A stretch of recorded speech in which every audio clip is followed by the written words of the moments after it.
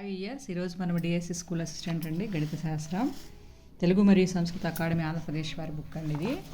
దీంట్లో మొదటి భాగం పాఠ్య విషయము, రెండో భాగం ఏమో బోధనాభ్యసన శాస్త్ర మెథడాలజీ. దాంట్లో 5వ అధ్యాయము గణితము అభ్యసన వనరుల్లో ఉన్నాము. ఇందులో ప్రాక్టీస్ బిట్స్ చేసుకుంటున్నామండి.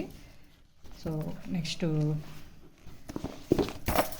నిన్న కొన్ని ప్రాక్టీస్ బిట్స్ చేసుకున్నాము. సో రిమైనింగ్ ప్రాక్టీస్ బిట్స్ చేసుకుంటున్నాము. మ్యాథ్స్ మెథడాలజీ అకాడమిక్ బుక్ నుండి ఇచ్చారండి. ఈ ప్రాక్టీస్ బిట్స్ చాలా ఇంపార్టెంట్. టెట్కమ్ టీఆర్టీలో కానీ డిఎస్సిలో కానీ ఇవి రిపీటెడ్ బిట్స్ అండి. చాలా ఇంపార్టెంట్ ఈ అధ్యాయము ఎగ్జామినేషన్ పాయింట్ ఆఫ్ వ్యూలో.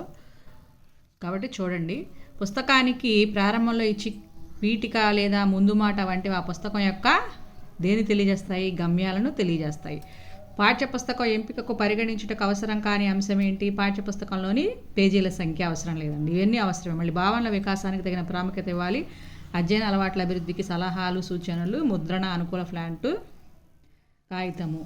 నెక్స్ట్ విచారణకు కానీ పరిష్కారానికి కానీ ఆలోచనకు కానీ లేవనెత్తబడిన ప్రశ్న కలవరానికి మూలాధారం అనే సమస్యకు నిర్వచనం తెలియజేసిన పుస్తకం ఏంటండి? అది వెబ్స్టర్స్ న్యూ కాల్గేట్ డిక్షనరీ.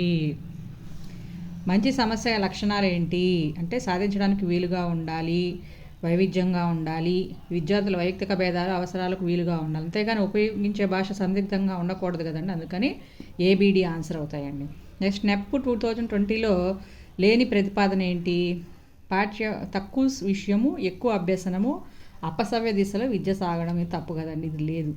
పాఠ్య ప్రణాళికలో విషయభారాన్ని తగ్గించి మౌలిక అంశాలకు ప్రాధాన్యతనివ్వాలి, అది ఉంది. పాఠ్య ప్రణాళిక అభ్యాసకుని అన్ని అంశాలను సామర్థ్యాలను తగ్గించేదిగా ఉండటము.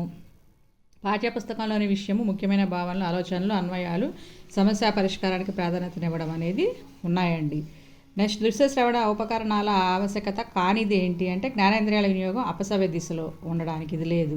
విద్యార్థి కేంద్రీకృత విద్యావ్యవస్థ నిర్మాణానికి, విమర్శనాత్మక ఆలోచనను, తార్కికతను అభివృద్ధి పరచడానికి, కొత్త విషయాలను సులభంగా పరిచయం చేసేందుకు ఈ దృశ్య శ్రవణ ఉపకరణాల ఆవశ్యకత ఉంటుంది.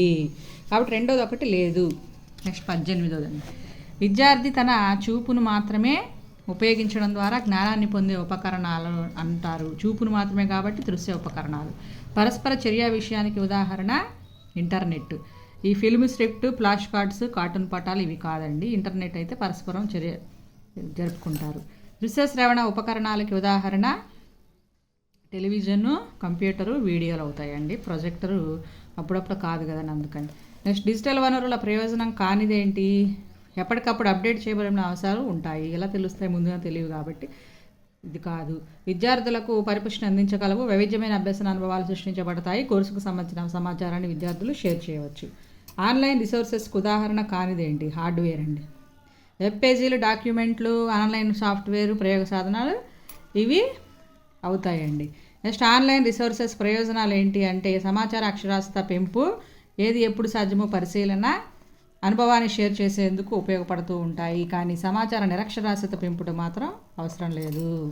జియోజిబ్రా అనే ఉచిత గణిత సాఫ్ట్వేర్లో ఇంటరాక్టివ్గా లేని గణిత అంశం ఏంటి? అంకగణితము. రేఖాగణితము, బీజగణితము, కలనగణితం ఈ 3 ఉంటాయి. సార్వత్రిక విద్యావనరులు ప్రధానంగా 5R వ్యాసక్తులను కలిగి ఉంటాయని చెప్పుకున్నాం కదా. 5Rలో లేని R ఏంటి? రివైజ్, రీమిక్స్, రిటైన్ ఉంటుంది కానీ రీడ్ ఉండదండి. ఓఈఆర్ వలన కలగని ప్రయోజనం ఏంటి? సార్వత్రిక విద్యావనరులు.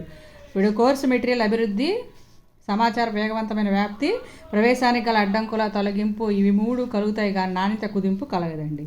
నెక్స్ట్ వీడియోలో కంటిన్యూ చేస్తానండి. Thank you.